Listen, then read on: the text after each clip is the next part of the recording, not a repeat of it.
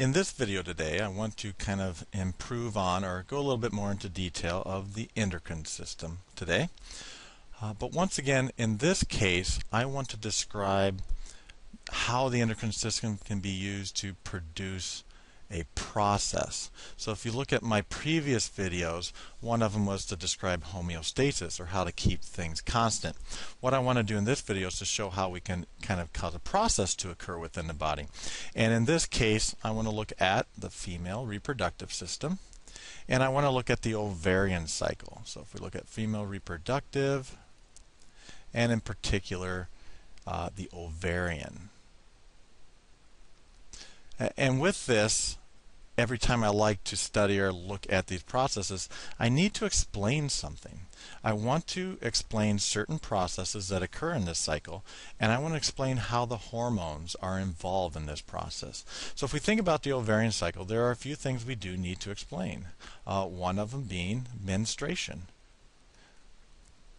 And that's not necessarily part of the ovarian cycle itself, but the female cycle as a whole. So we're going to look at the ovarian and then also see, why does menstruation occur? We need to mature an oocyte.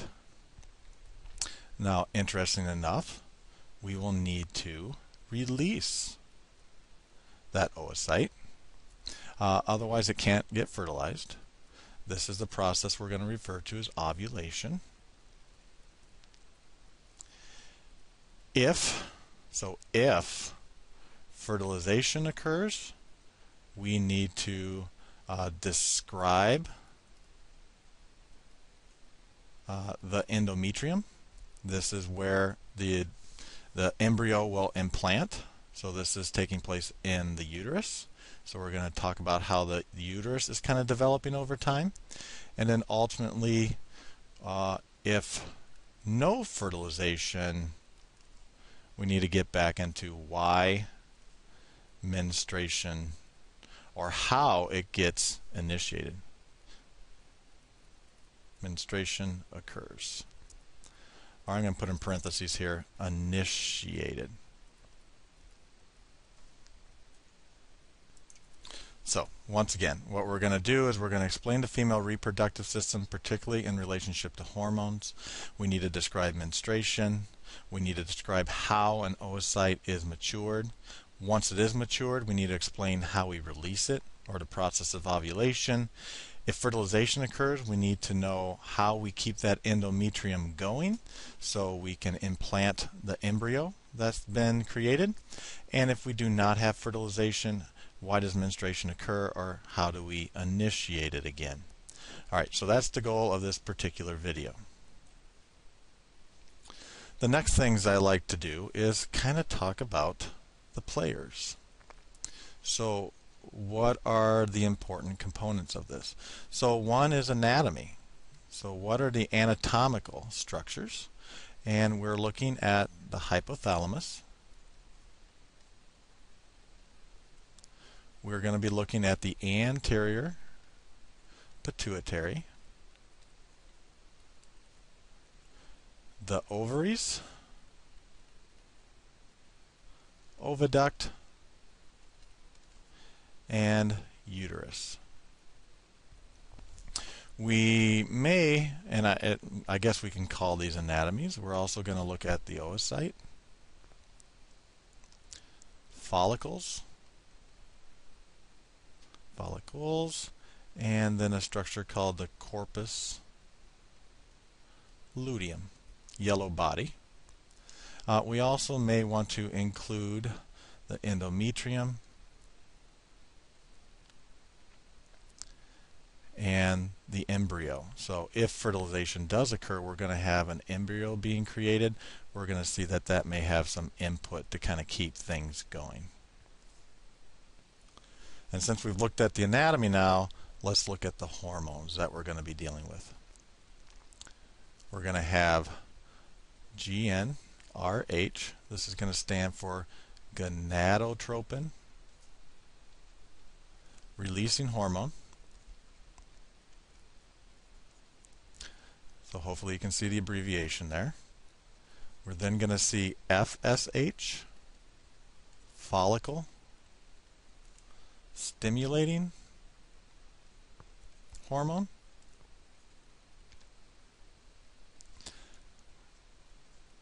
LH, luteinizing hormone.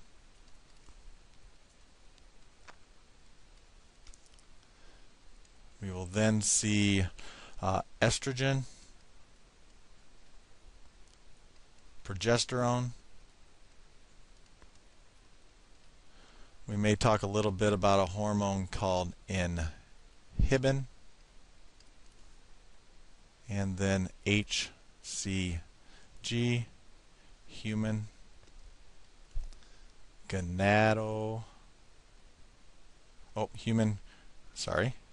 chorionic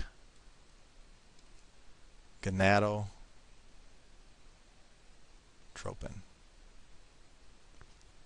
So there's our hormone players. Gonadotropin releasing hormone, follicle stimulating hormone, luteinizing hormone, estrogen, progesterone, inhibin, and HCG. This will occur only during pregnancy. Let's kind of tie these together with the anatomy just so we're familiar. This is going to be the hypothalamus. These two are going to be the anterior pituitary. This primarily, at kind of the beginning stages, is going to be the follicle. This is going to be the corpus luteum, inhibin, follicle,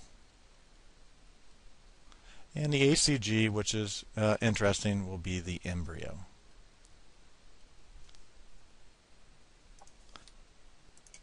Okay, now that we have the anatomy and the hormones, let's describe the process. So essentially what we're going to do here is look at an ovary, and this is going to be a rough drawing here. So this is the ovary.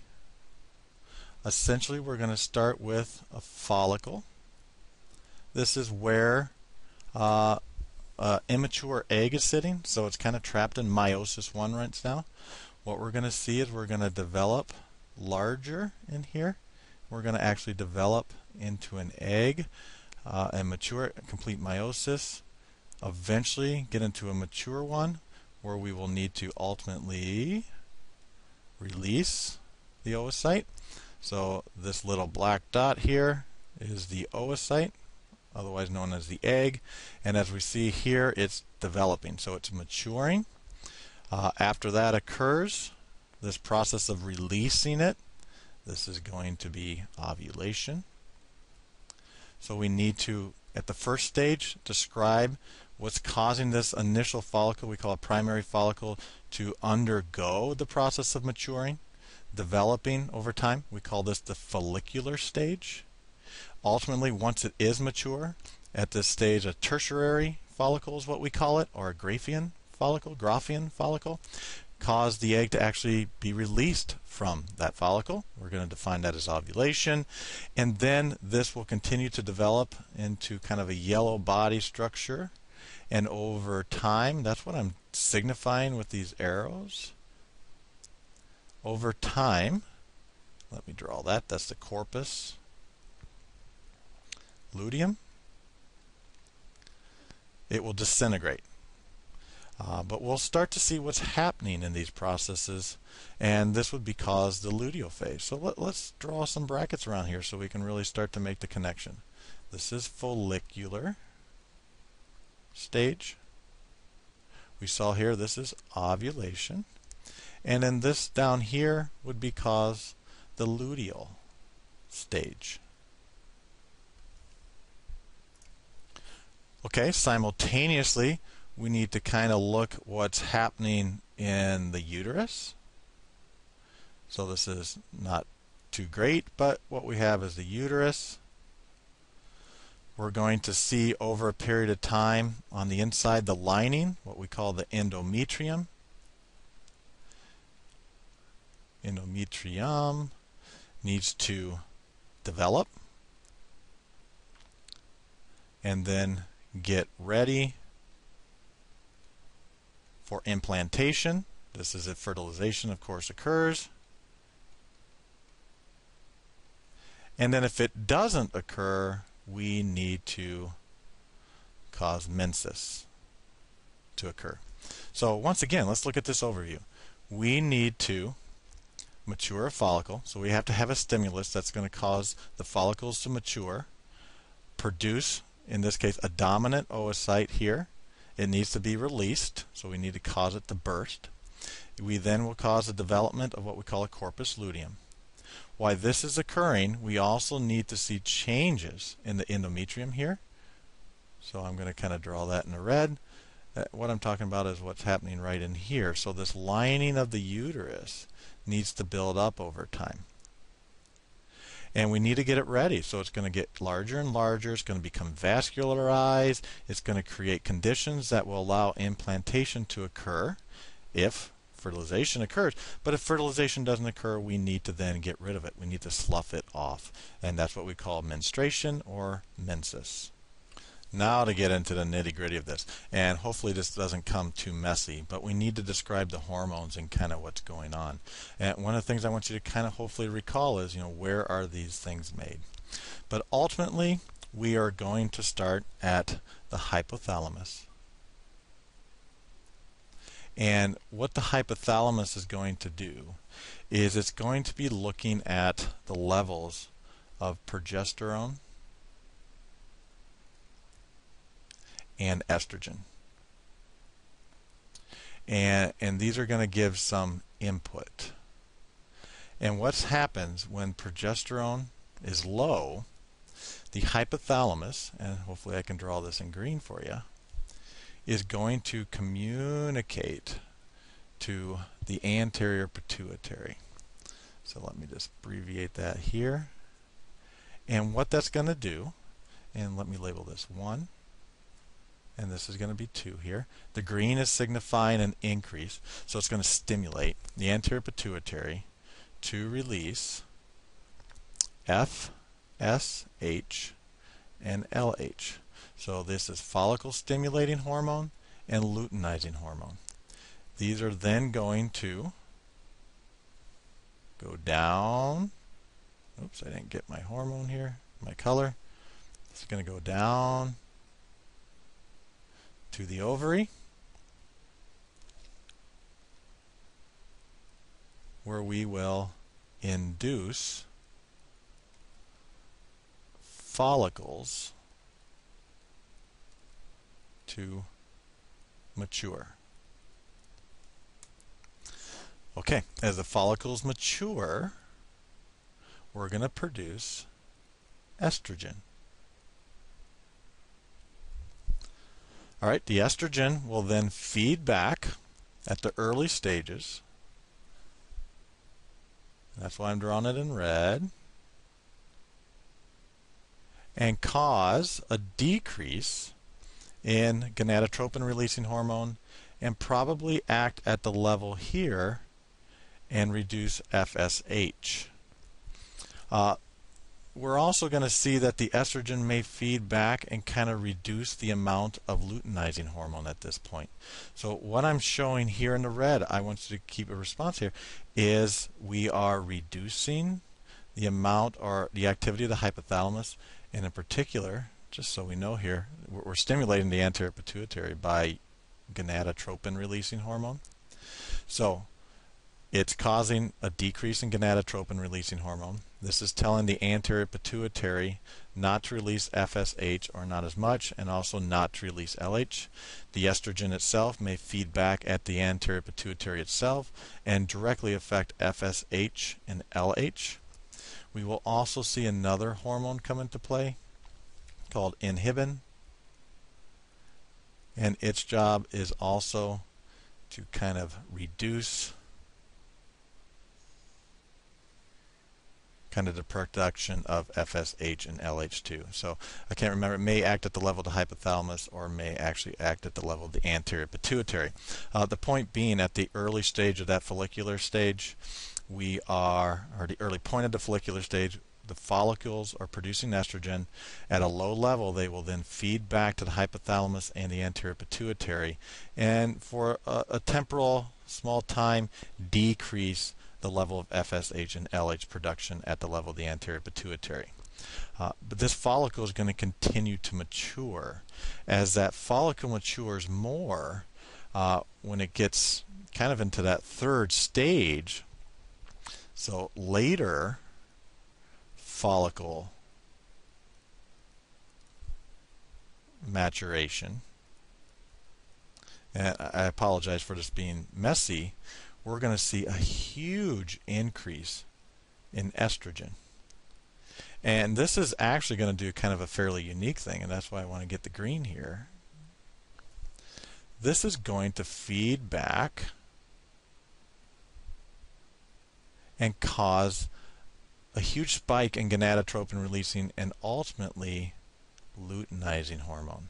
So we're going to draw this down, we're going to stimulate the anterior pituitary, and then ultimately we're going to cause a spike in LH. All right, this spike in LH will then communicate to that later follicle and cause ovulation to occur. This is typically around day 14. So if we have our tertiary follicle, this LH right here will continue on and cause to burst. This will release the oocyte into the space between the fimbriae of the fallopian tube. This is what we're going to call ovulation. All right, so once again, hypothalamus detects low level initially of progesterone. It increases gonadotropin releasing hormone. Anterior pituitary increases FSH and LH production. These will then feed onto the ovary. The ovary will detect these. The FSH will induce the follicles to start the maturation process. At the early stages, estrogen is being produced, but at a low level. This will feed back at the anterior pituitary and the hypothalamus and decrease ultimately follicle stimulating hormone and also luteinizing hormone. As the follicle matures, it will produce more estrogen, actually reach an interesting threshold that the estrogen will do a positive feedback. So it will cause the hypothalamus and the anterior pituitary to become more active in relationship to these hormones. It will cause a big spike in the luteinizing hormone. That luteinizing hormone is going to move down. It will then go into the ovary and cause that tertiary follicle to burst, and this is what we're going to cause. This is what will cause ovulation. Now, if you think about that, once ovulation does occur, we're also going to produce the corpus luteum. Now, what the corpus luteum will do, we draw over here, is it's going to produce progesterone.